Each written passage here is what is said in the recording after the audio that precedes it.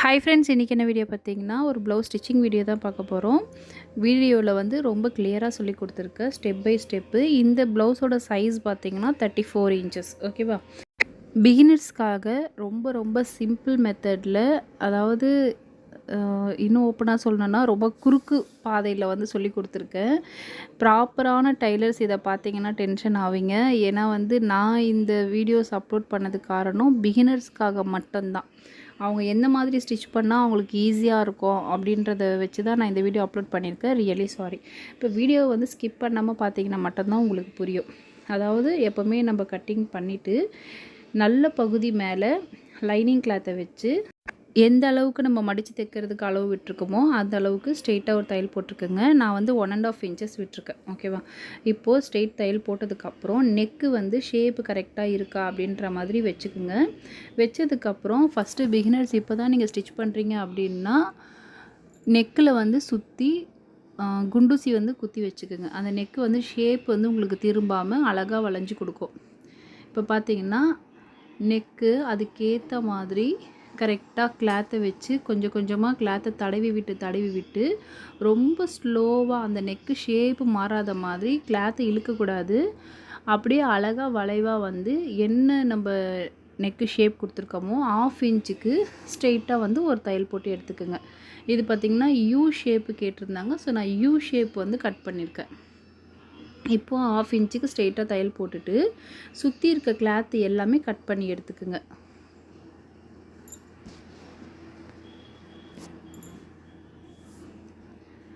Cut பண்ணி எடுத்ததுக்கப்புறம் சுற்றி அர்க்காத் பண்ணிக்கோங்க. ரொம்ப ரொம்ப மெயின். இந்த மாதிரி அர்க்காத் பண்ணும் போது தான் உங்களுக்கு வந்து அந்த கிளாத்து நல்லா வளைஞ்சு கொடுக்கும். இப்போ அர்க்காத் பண்ணதுக்கப்புறம் கிளாத்தை வந்து இந்த மாதிரி உல்ட்டாவாக திருப்பி விட்டுக்குங்க. விட்டிங்கன்னா நல்ல பகுதி வந்து நம்மளுக்கு மேலே வந்துடும். கரெக்டான அளவு மெஷர்மெண்ட்டில் நம்மளுக்கு இந்த மாதிரி நீங்கள் ஸ்டிச் பண்ணுங்கள், உங்களுக்கு கரெக்டாக வரும். அப்படி இல்லைன்னா பாட்டமில் நெக்கு வரைக்குமே நீங்கள் ஸ்டிச் பண்ணி இந்த மாதிரி திருப்பி விட்டு அமுக்கு தையல் போட்டதுக்கப்புறம் பாட்டம் வரைக்கும் கூட நீங்கள் ஸ்டிச் பண்ணி மடிப்பு தையல் போட்டுக்கலாம். சொல்கிறது புரியுதுன்னு நினைக்கிறேன். இப்போது லைனிங் கிளாத் பகுதி பக்கமாக வச்சு ஒரு அமுக்கு தையல் ஒன்று போட்டுக்கலாம். அது எதுக்காக பார்த்தீங்கன்னா அந்த ஷேப் வந்து நம்மளுக்கு கிளியராக எடுத்து கொடுக்கும். சுற்றி அமுக்கு தையல் போட்டு எடுத்ததுக்கப்புறம் இதில் வந்து நம்ம லேஸ் வச்சு ஸ்டிச்சிங் பண்ண போகிறோம். ஸோ 1/2 இன்ச்சு 1/4 இன்ச்சு அந்த மாதிரிலாம் பார்க்கணுன்ற அவசியம் இல்லை. நான் வந்து ஒரு 3/4 இன்ச்சு லேஸ் வைக்க போகிறேன். ஸோ அதுக்கேற்ற மாதிரி நீங்கள் வந்து ஸ்டிச்சிங் பண்ணி எடுத்துக்குங்க. எடுத்ததுக்கப்புறம் மேக்ஸிமம் பார்த்திங்கன்னா பேக் பார்ட் வந்து ஸ்டிச்சிங் பண்ணுறது பிகினர்ஸ்க்கு வந்து ரொம்ப டஃப்பாக இருக்காது. ரொம்ப ரொம்ப ஈஸியான மெத்தடு தான் அது. உங்களுடைய அளவு ப்ளவுஸ் வச்சு பேக் பார்ட்டு லென்த்து கரெக்டாக இருக்கா அப்படின்றத ஒரு முறை செக் பண்ணிக்கோங்க. எனக்கு வந்து லென்த்து கரெக்டாக இருக்குது. இப்போ பார்த்தீங்கன்னா கார்னரில் 2 தையல் போட்டு எடுத்துக்கிறேன். அந்த மாதிரி எடுக்கிறப்போ பேக் பார்ட்டுடைய அந்த கிரிப்னஸ் வந்து கரெக்டாக நல்லா ஹிப்பு கிட்ட வந்து கரெக்டாக இருக்கும். இப்போ பேக் பார்ட் வந்து நான் ஸ்டிச்சிங் பண்ணி எடுத்துட்டேன். நெக்ஸ்ட்டு பார்த்தீங்கன்னா ஸ்லீவில் வந்து லைனிங் கிளாத் வந்து மெஷர்மெண்ட் கரெக்டாக இருக்குது. மெயின் கிளாத்து வந்து கிளாத்து கம்மியாக இருக்குது.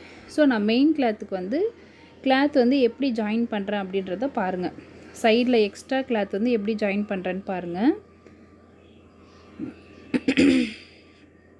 அந்த கிளாத்துக்கு வந்து ஈக்குவலாக இருக்க மாதிரி கிளாத்து கட் பண்ணி எடுத்துகிட்டு, அதாவது ஸ்லீவோட கிளாத்துக்கு ஈக்குவலாக இருக்க மாதிரி கிளாத் கட் பண்ணி எடுத்துகிட்டு நல்ல பகுதியும் டச் ஆகிற மாதிரி வச்சு இந்த மாதிரி ஸ்ட்ரெயிட் தையல் ஒன்று போட்டு எடுத்துக்குங்க. எடுத்ததுக்கப்புறம் கிளாத் இந்த மாதிரி பிரித்து விட்டுட்டு அதுக்கு மேலே கார்னர்லேயே அமுக்கு தையல் ஒன்று போட்டு எடுத்துக்குங்க. இந்த மாதிரி போட்டு எடுக்கும் போது அந்த கிளாத் வந்து பார்க்குறதுக்கு அந்த படிஞ்ச மாதிரி நீட் ஃபினிஷிங்கோடு இருக்கும். பாருங்கள், அந்த பிசுறு வந்து பார்த்திங்கன்னா நம்மளுக்கு உள் பகுதியில் வந்துடும். இப்போ நான் வந்து லைனிங் கிளாத்தை வச்சு காமிக்கிறேன் பாருங்கள். கரெக்டாக இருக்குது. இந்த லைனிங் கிளாத் வந்து பார்த்திங்கன்னா அதாவது கரெக்டான அளவில் இருக்குது. ரெடி அளவில் இருந்து எக்ஸ்ட்ரா 2 இன்ச்சஸ்க்கு நான் விட்டுருக்க அளவுக்கு கரெக்டாக இருக்குது. லைனிங் கிளாத்தில் நம்ம ஜாயின் பண்ணணுன்ற அவசியம் கிடையாது. மெயின் கிளாத்தில் மட்டும் நான் ஜாயின் பண்ணிக்கிறேன். உங்களுடைய மெஷர்மெண்ட்டு நீங்கள் எப்படி கட் பண்ணுறீங்க அதுக்கேற்ற மாதிரி ஜாயின் பண்ணிக்கோங்க. இப்போ பார்த்தீங்கன்னா இந்த ஜாயின் பண்ணுறதுல வந்து ஒரு சின்ன டிப்ஸ் சொல்கிறேன். இப்போ நீங்கள் எது வந்து எந்த பக்கம் ஜாயின் பண்ணுறீங்களோ பேக் பேக் சைடு வர மாதிரி, ஸ்லீவில் வந்து பேக் சைடு வர மாதிரி நீங்கள் ஸ்டிச்சிங் பண்ணி எடுக்கணும். அதாவது அந்த ஜாயின் பண்ண பார்ட் வந்து பார்த்திங்கன்னா ஃப்ரண்ட்டில் நம்மளுக்கு ஸ்லீவில் தெரியக்கூடாது, பேக் பார்ட்டில் தெரிகிற மாதிரி தான் நீங்கள் வந்து ஸ்லீவு அட்டாச் பண்ணணும் ப்ளவுஸில். இப்போது இந்த சைடும் பார்த்திங்கன்னா நான் வந்து கிளாத் அட்டாச் பண்ணி எடுத்துட்டேன். அதே மாதிரி அமுக்கு தையல் ஒன்று வந்து போட்டு எடுத்துக்கலாம். போட்டு எடுத்துட்டு சேம் அதே மாதிரி லைனிங் கிளாத்தை வச்சு பதிய வச்சு எடுத்துக்கலாம். எக்ஸ்ட்ரா இருக்க கிளாத் எல்லாமே நான் கட் பண்ணி எடுத்துடுறேன். இப்போ லைனிங் கிளாத்தை நீங்கள் பதிய வைக்கும் போது எப்படி பண்ணணும்னா, 2 லைனிங் கிளாத்துமே ஈக்குவலாக கரெக்டாக இருக்கா அப்படின்றத நான் ஒரு முறை செக் பண்ணிக்கிறேன். எனக்கு கரெக்டாக இருக்குது. இப்போ பார்த்திங்கன்னா நம்ம பிசுறு பகுதி மேல் பகுதி வர மாதிரி வச்சு அதுக்கு மேலே லைனிங் வைக்கணும். இப்படி வைக்கக்கூடாது. இப்போ நான் வச்சுருக்கேன் பார்த்திங்களா, நல்ல பகுதி மேலே லைனிங் கிளாத்தை வச்சு அது வந்து திருப்பி அடிக்கிறதுக்காக தான் இந்த மாதிரி ஸ்டிச்சிங் பண்ணுவாங்க. பட் பிசுறு பகுதி இருக்க மாதிரி வச்சு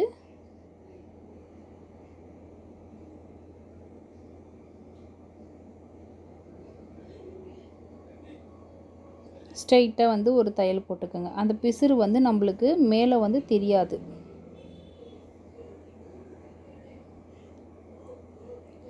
பிசுறு பகுதியும் லைனிங் கிளாத்தும் நேருக்கு நேர் பார்க்குற மாதிரி வச்சிங்கன்னா பிசுறு வந்து வெளியே தெரியாது. அதுக்கேற்ற மாதிரி கிளாத்தை வந்து வச்சுக்கோங்க. எந்த அளவுக்கு மடித்து தைக்கிறதுக்கு நீங்கள் கிளாத்து விட்டுருக்கீங்களோ அந்த அளவுக்கு ஸ்ட்ரெயிட் லைன் வந்து ஒன்று போட்டு எடுத்துக்கோங்க. லைனிங் ஸ்லீவ் ஆகட்டும், பேக் பார்ட் ஆகட்டும், ஃப்ரண்ட் ஆகட்டும், ப்ளவுஸோட மொத்த கிளாத்துமே நீங்கள் வந்து ஸ்டிச்சிங் பண்ணும்போது கிளாத்தை இந்த மாதிரி நீவி விட்டு தான் நீங்கள் ஸ்டிச்சிங் பண்ணணும். அப்போ தான் வந்து உங்களுக்கு அந்த சுருக்கங்கள்லாம் வந்து எங்கேயுமே உங்களுக்கு தெரியாது.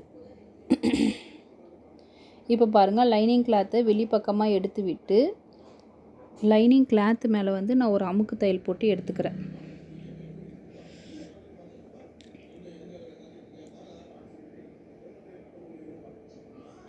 இது மாதிரி கட் பண்ணி எடுத்துட்டு லைனிங் கிளாத்தை உள்பகுதியாக நீங்கள் திருப்பி விட்டிங்கன்னா வெளிப்பக்கம் வந்து நம்ம ஸ்டிச்சிங் பண்ணது, அதாவது அட்டாச் பண்ணது எதுவுமே தெரியாது.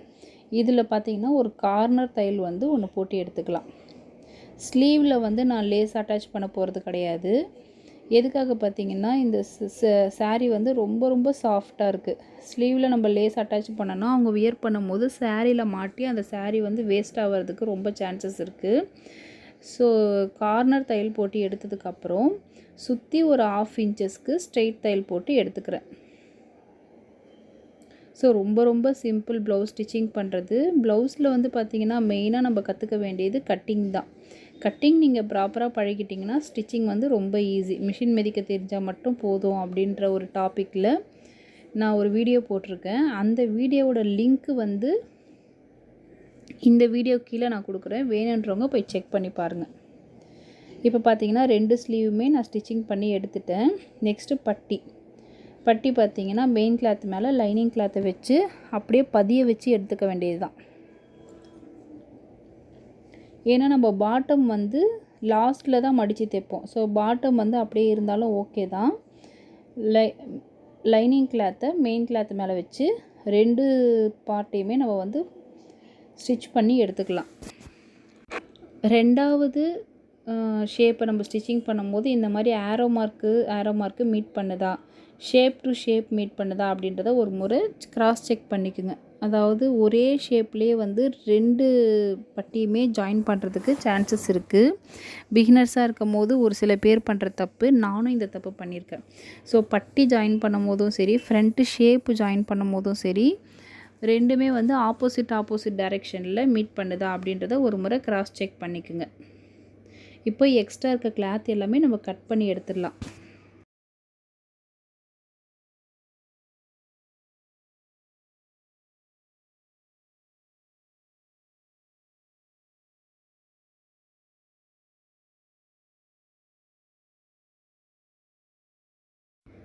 இதில் பார்த்தீங்கன்னா லைனிங் கிளாத் பதிய பண்ணிவிட்டு மடித்து தைக்கக்கூடாது. பாட்டமில் பதிய வச்சுட்டு அப்படியே எடுத்து வைக்க வேண்டியதுதான். அது வந்து பதிய வைக்கிறது, மடித்து தைக்கிறது வந்து லாஸ்ட்டு ஸ்டெப்பு. அதை நான் உங்களுக்கு சொல்லி கொடுக்குறேன். இப்போ பார்த்திங்கன்னா ஃப்ரண்ட்டு ஷேப் வந்து நம்ம ஸ்டிச்சிங் பண்ணணும். ஃப்ரண்ட்டு ஷேப் ஸ்டிச் பண்ணும்போது ரொம்ப கேர்ஃபுல்லாக இருக்கணும். நெக்கு வந்து ரொம்ப இழுத்து கொடுக்கக்கூடாது.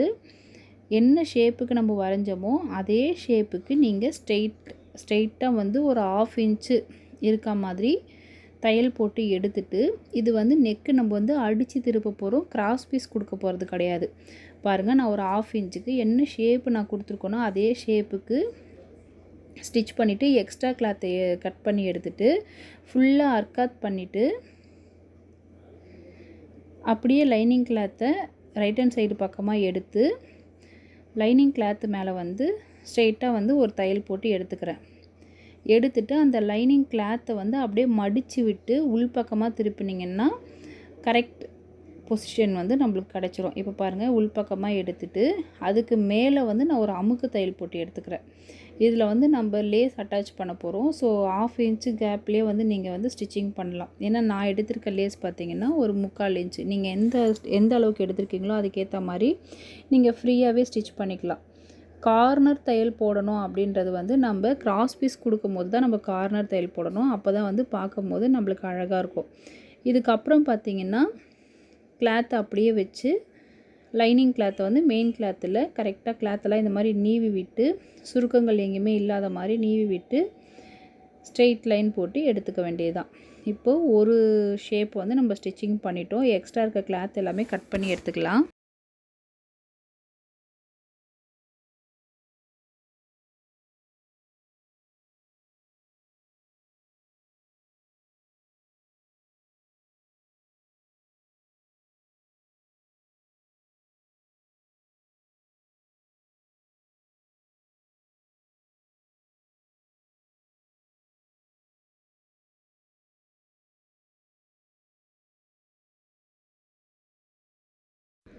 இப்போ அடுத்த பக்கம் நம்ம ஸ்டிச்சிங் பண்ணும்போது பார்த்திங்கன்னா இதே மாதிரி சேம் ஷேப்பாக வச்சு ஸ்டிச் பண்ணுறதுக்கு வாய்ப்புகள் நிறையா இருக்குது.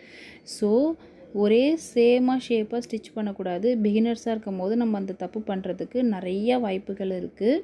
நம்ம பார்த்திங்கன்னா என்ன ஷேப் நம்மளுக்கு வேணும் அப்படின்றத, அதாவது ஆப்போசிட் டைரெக்ஷனில் ஷேப் வேணும் அப்படின்றத பார்த்து கரெக்டாக ஸ்டிச் பண்ணணும் ஃப்ரெண்ட்ஸ். ஷேப்பில் வந்து இது ரொம்ப ரொம்ப மெயின். ஒன்ஸ் நீங்கள் ஸ்டிச் பண்ணிங்கன்னா, அதாவது தப்பாக சேம் இப்போது ரைட் ஹேண்ட் சைடு ஷேப் நம்ம ஸ்டிச் பண்ணுறோம், அதே மாதிரி லெஃப்ட் ஹேண்ட் சைடு ஷேப்பையும் ரைட் ஹேண்ட் சைடு மாதிரியே ஸ்டிச் பண்ணியிருப்போம். இந்த மாதிரி எத்தனை பேர் தப்பு பண்ணியிருக்கீங்க அப்படின்றத எனக்கு கமெண்ட்டில் சொல்லுங்கள், நான் தெரிஞ்சுக்கிறேன். நான் நிறைய இந்த தப்பு பண்ணி ரொம்ப ரொம்ப டிசப்பாயிண்டட் ஆகியிருக்கேன். ஸோ அந்த மாதிரி நீங்கள் ஆகக்கூடாதுன்றதுனால தான் நான் உங்களுக்கு கிளியராக சொல்கிறேன். இப்போ நெக்கை வந்து 1/2 இன்ச்சுக்கு ஸ்டிச் பண்ணி எடுத்துகிட்டு ஃபுல்லாக அர்க்காத் பண்ணிவிட்டு லைனிங் கிளாத்தை ரைட் ஹேண்ட் சைடு பக்கம் திருப்பி அதுக்கு மேலே அமுக்கு தையல் போட்டு அதை திருப்பிட்டு கிராஸ் ஃபுல்லாக வந்து 1/2 இன்ச்சுக்கு ஸ்ட்ரெயிட்டாக ஒரு லைன் போட்டு எக்ஸ்ட்ரா இருக்க கிளாத்தை கட் பண்ண வேண்டியதுதான். அதாவது நான் சொல்கிறது உங்களுக்கு புரியும்னு நினைக்கிறேன். ரொம்ப ரொம்ப கிளியராக தான் எனக்கு தெரிஞ்சு சொல்லி கொடுக்குறேன். புரியலைன்னா எனக்கு கமெண்ட்டில் சொல்லுங்கள், நான் இன்னும் கிளியராக சொல்லித்தரேன். இல்லை எனக்கு வந்து ஒரு பார்ட்டாக வீடியோ போடுங்க, பேக் பார்ட் ஒரு வீடியோ போடுங்க, ஃப்ரண்ட் பார்ட் ஒரு வீடியோ போடுங்க, பட்டி ஒரு வீடியோ போடுங்கன்னாலும் எனக்கு ஒன்றும் ஓகே தான். எப்படி நீங்கள் வீடியோ வேணுன்றதை எனக்கு கமெண்ட்டில் சொல்லுங்கள், நான் கண்டிப்பாக உங்களுக்கு அதே மாதிரி வீடியோ போடுறேன். இப்போ சுற்றி ஒரு 1/2 இன்ச்சுக்கு வந்து தையல் போட்டு எடுத்துக்கலாம். எக்ஸ்ட்ரா இருக்க கிளாத்தை வந்து கட் பண்ணி எடுத்துடலாம்.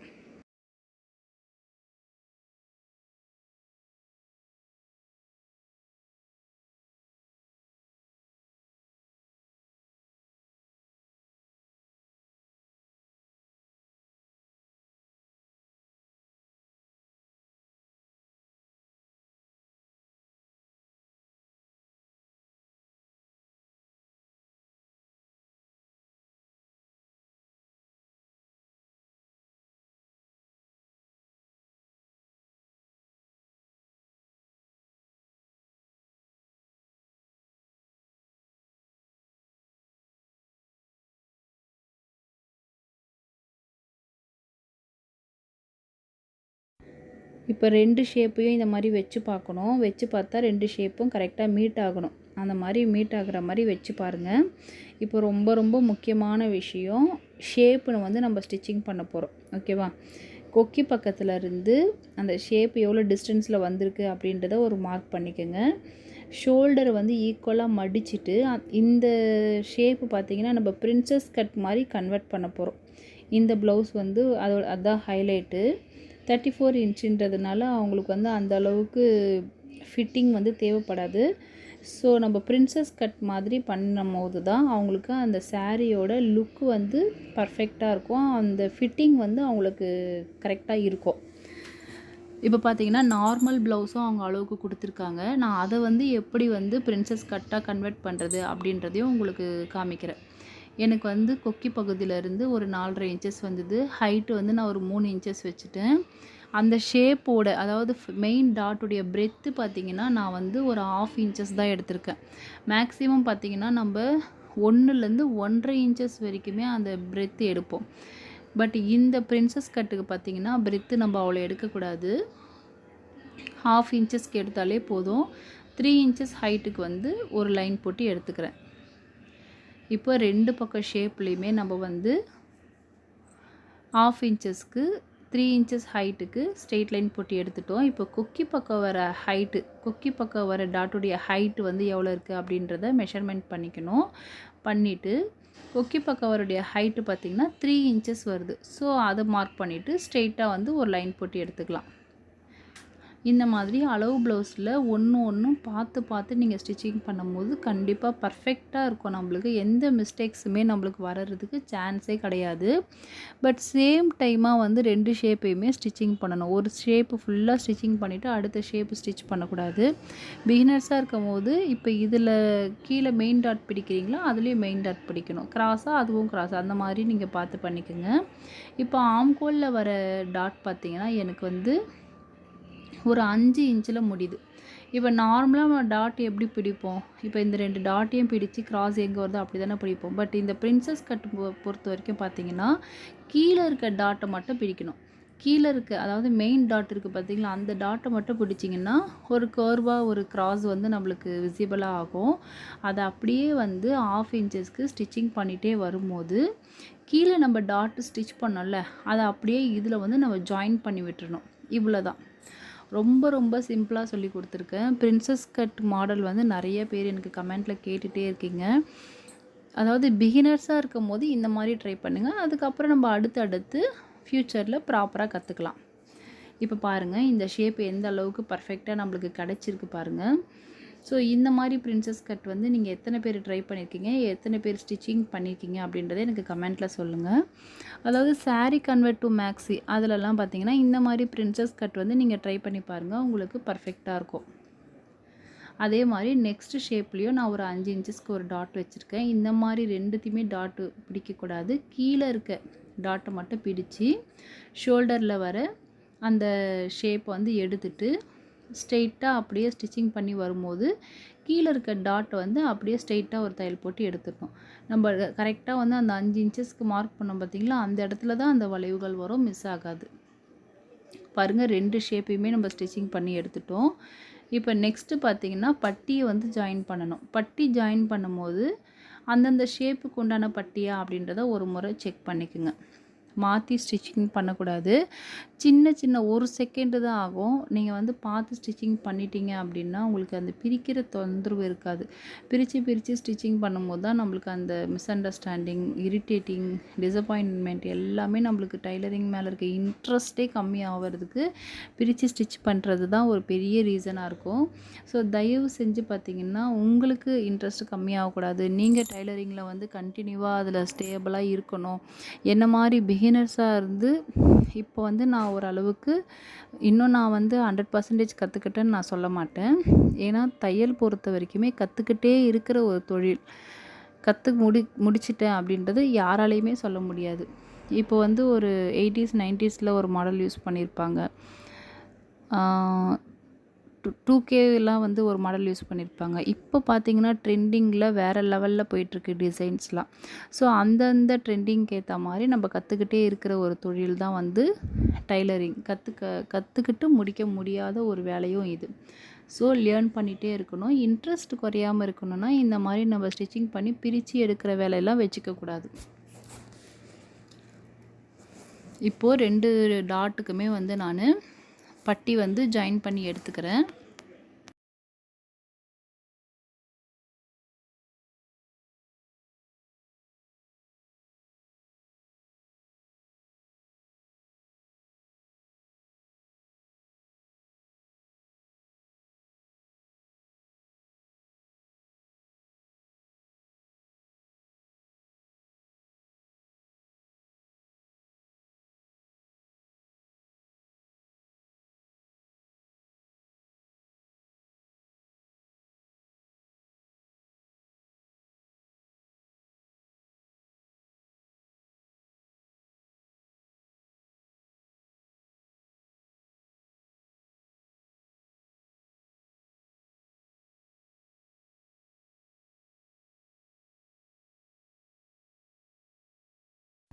இப்போ பேக் பார்ட் மேலே வந்து ஃப்ரண்ட்டு ஷேப்பை வந்து இந்த மாதிரி வச்சுட்டு ஷோல்டரை வந்து ஜாயின் பண்ணுறேன். ஷோல்டர் வந்து கொஞ்சம் லூஸ் அடிக்குது அப்படின்னு சொல்லியிருந்தாங்க இதில். ஸோ நான் ஷோல்டர் எப்படி ஜாயின் பண்ணுறேன் பாருங்கள். 1/2 இன்ச்சில் ஸ்டார்ட் பண்ணி கால் கைடில் நம்ம ஃபினிஷ் பண்ணுறோம். ஓகேவா? நான் ஸ்டார்ட் பண்ணுறது வந்து 1/2 இன்ச்சில் ஸ்டார்ட் பண்ணுறேன்.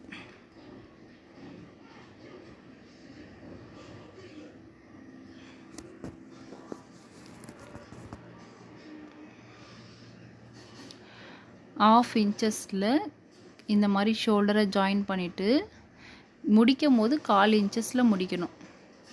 இந்த மாதிரி ஷோல்டரை வந்து 2 தையல் போட்டு எடுத்துக்குங்க. நான் அந்த எக்ஸ்ட்ரா கிளாத்தை கட் பண்ணும்போது உங்களுக்கு தெரியும் பாருங்கள், எந்த அளவுக்கு க்ராஸாக நான் கட்டிங் பண்ணியிருக்கேன் அப்படின்றத பாருங்கள். இந்த மாதிரி நீங்கள் கட் பண்ணிங்கன்னா ஷோல்டர் வந்து லூஸ் கொடுக்குற பிரச்சனை வந்து உங்களுக்கு இருக்காது. சேம் அதே மாதிரி 1/2 இன்ச்சஸில் ஸ்டார்ட் பண்ணி கால் கைடில் ஃபினிஷ் பண்ணி எக்ஸ்ட்ரா இருக்க கிளாத்தை கட் பண்ணி எடுத்துக்கோங்க. ஷோல்டர் ஸ்டிச் பண்ணும்போது 2 தையல் போட்டு எடுக்கணும்.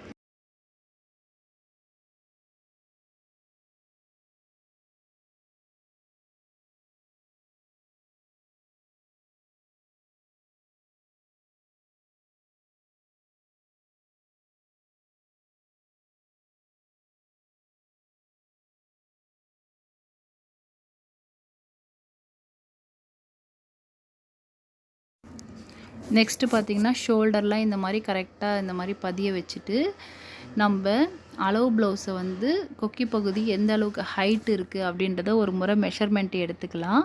எனக்கு ஹைட் வந்து பார்த்திங்கன்னா இவ்வளோ தூரம் வருது. 2 பக்கமும் நான் வந்து அதே சேம் மெஷர்மெண்ட் எடுக்கணும். அதுதான் வந்து கரெக்டாக இருக்கும். இது ரொம்ப ரொம்ப இம்பார்ட்டன்ட் ஸ்டெப்பு. ஸோ நான் அதனால தான் மடித்து ஸ்டிச் பண்ணலை, பட்டியை அப்படியே விட்டுட்டு லாஸ்ட்டு ஸ்டெப்பில் வந்து நான் வந்து பட்டியை மடித்து தைக்கிறேன் பாருங்கள். இப்போது கீழே இருக்க கிளாத் இருக்குல்ல, அதை லைட்டாக கை வச்சு நீங்கள் பார்த்தீங்கனாலே அந்த முடிகிற இடம் நம்மளுக்கு தெரியும். அந்த கிளாத்தோட பதிவு நம்மளுக்கு தெரியும். அந்த இடத்துல ஒரு டாட் வச்சுக்குங்க. கையில் வந்து ஆம்கோல் எல்லாமே ஆம்கோல் டு ஆம்கோல் எல்லாமே மீட் பண்ணணும், கரெக்டாக இருக்கணும். இந்த மாதிரி ஒரு டாட் வச்சு எடுத்துக்குங்க. எடுத்ததுக்கப்புறம் ஃபஸ்ட்டு வந்து ஒரு தையல் போட்டு எடுத்துக்குங்க. அதை வந்து செகண்டாக ஒரு ஃபோல்டு பண்ணி அடுத்து ஒரு ஃபோல்டு பண்ணி எடுத்துக்குங்க.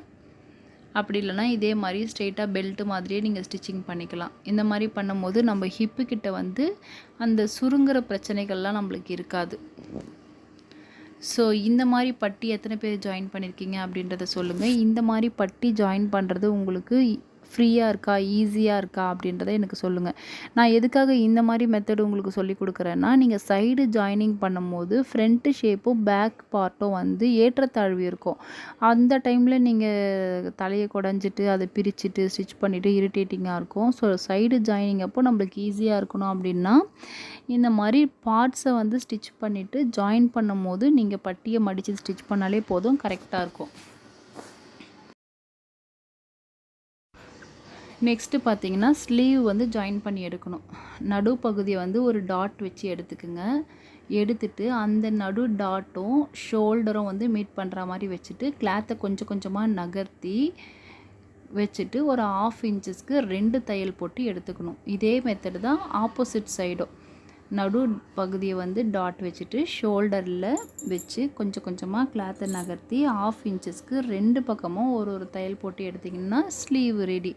ஸ்லீவ் ஜாயின் பண்ணுறதுக்கு முன்னாடி 2 ஸ்லீவுமே ஈக்குவலாக இருக்கா அப்படின்றத ஒரு முறை செக் பண்ணிக்கோங்க. இல்லைனா ஒரு ஸ்லீவ் ஹைட்டாகவும் ஒரு ஸ்லீவ் சின்னதாகவும் இருக்க வாய்ப்புகள் அதிகமாக இருக்குது.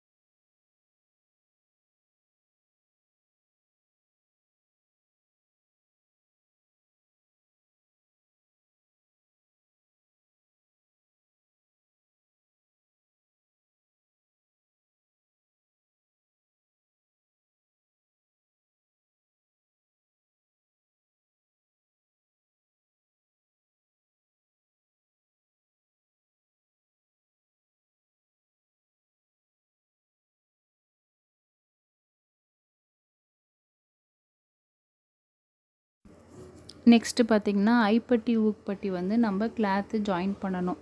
ஊக்பட்டி பக்கம் வந்து ப்ளவுஸு கிளாத்தே, ஐப்பட்டி பக்கம் வந்து லைனிங் கிளாத்தும் நம்ம ஜாயின் பண்ணணும். ஏன்னா வந்து மெயின் கிளாத் பார்த்திங்கன்னா ஒரு சில சாரீ வந்து ரொம்ப ரொம்ப சாஃப்டாக இருக்கும். கொக்கி போடும்போது நம்மளுக்கு அந்த சாரீ வந்து ஸ்பாயில் ஆகிறதுக்கு சான்சஸ் அதிகமாக இருக்குது.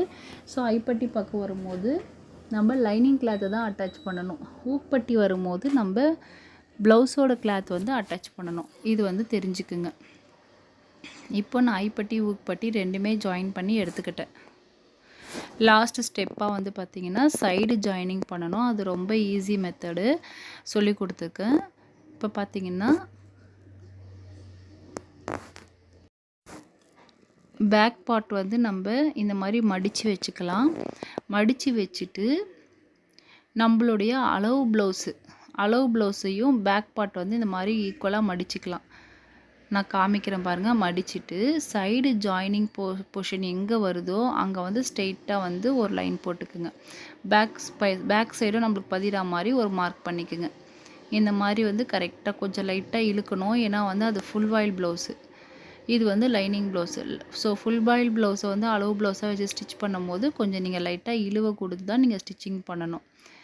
இப்போ பார்த்தீங்கன்னா நான் சைட் பை சைடு இந்த நாட்டும் வந்து நான் ஃபினிஷ் பண்ணிடுறேன். ஏன்னா நம்ம லேஸ் வச்சு ஸ்டிச் பண்ண போகிறோம். ஸோ நாட்டு ஃபினிஷ் பண்ணதுக்கப்புறம் வந்து லேஸ் வந்து ஸ்டிச் பண்ணணும். எனக்கு ரொம்ப சிம்பிளாக போதும், கிளாத்லேயே போதும் அப்படின்னு சொன்னதுனால நான் வந்து ரொம்ப சிம்பிளாக கிளாத்லேயே வச்சு ஸ்டிச் பண்ணி எடுத்துக்கிறேன்.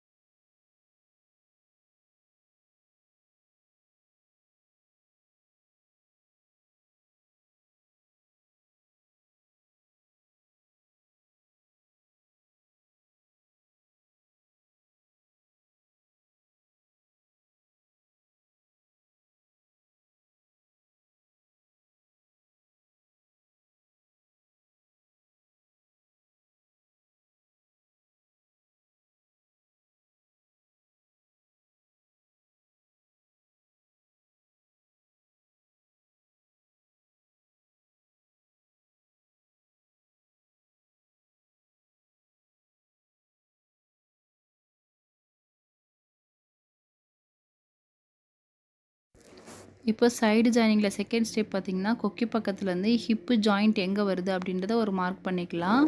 அதே மாதிரி பட்டி வந்து எங்கே முடியுது அப்படின்றதையும் ஒரு மார்க் பண்ணி எடுத்துக்கலாம். ஆம்கோல் வந்து எவ்வளோ மெஷர்மெண்ட்டில் இருக்குது அப்படின்றத நான் மார்க் பண்ணிக்கிறேன். எனக்கு வந்து 7.25 இன்ச்சஸ் வருது. ஓகேவா? ஸோ கொஞ்சம் லைட்டாக கிளாத்தை வந்து இழுவை கொடுக்கணும். ஏன்னா வந்து இது ஃபுல் வாயில் ப்ளவுஸுன்றதுனால நீங்கள் இழுவை கொடுத்து ஸ்டிச் பண்ணும்போது தான் உங்களுக்கு கரெக்டாக இருக்கும். 7.25 இன்ச்சஸ் வருது. அதே 7.25 இன்ச்சஸை நான் ஆம்கோலில் வச்சுட்டு பாட்டமில் எவ்வளோ மெஷர்மெண்ட் வருதோ அதை எடுத்து மார்க் பண்ணிவிட்டு ஸ்ட்ரெயிட் லைன் போட்டு அதிலிருந்து ஒரு 3 தையல் போட்டு ஃபினிஷ் பண்ணி எடுத்துக்க வேண்டியது தான். இதே மெத்தடு தான் ஆப்போசிட் சைட்லேயும் நான் ட்ரை பண்ணியிருக்கேன். நீங்கள் வந்து ஸ்கிப் பண்ணாமல் பார்த்தீங்கன்னா தான் உங்களுக்கு புரியும். ஒரு சில பேர் வந்து எனக்கு புரியுது அப்படின்னு சொல்கிறீங்க, ஹாப்பியாக இருக்குது. ஒரு சில பேர் புரியலன்னு சொல்கிறீங்க. என்ன புரியல அப்படின்றத எனக்கு கமெண்ட்டில் டீட்டெயிலாக சொன்னீங்கன்னா தான் எனக்கு வந்து கொஞ்சம் யூஸ்ஃபுல்லாக இருக்கும். நான் மைண்டில் என்ன நினச்சிருக்கேன்னா ஒரு பார்ட்டாக தனியாக வீடியோ போடலாமா அப்படின்றது கொஞ்சம் யோசனையாக இருக்குது. உங்களுக்கு ஒரு பார்ட்டு தனித்தனியாக வீடியோ போட்டால் ஓகேவா அப்படின்றத எனக்கு கமெண்ட்டில் சொல்லுங்கள்.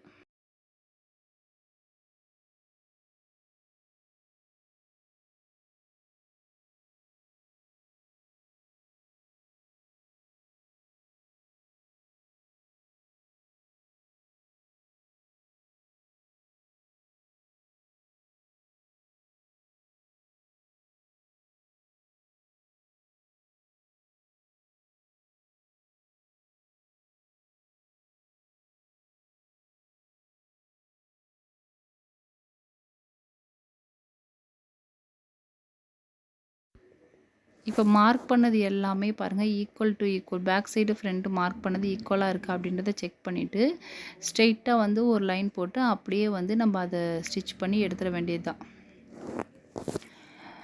ஸோ நெக்ஸ்ட் வீடியோ என்ன வேணும் அப்படின்றத எனக்கு கமெண்ட்டில் சொல்லுங்கள், நான் கண்டிப்பாக அதை அப்லோட் பண்ணுறேன்.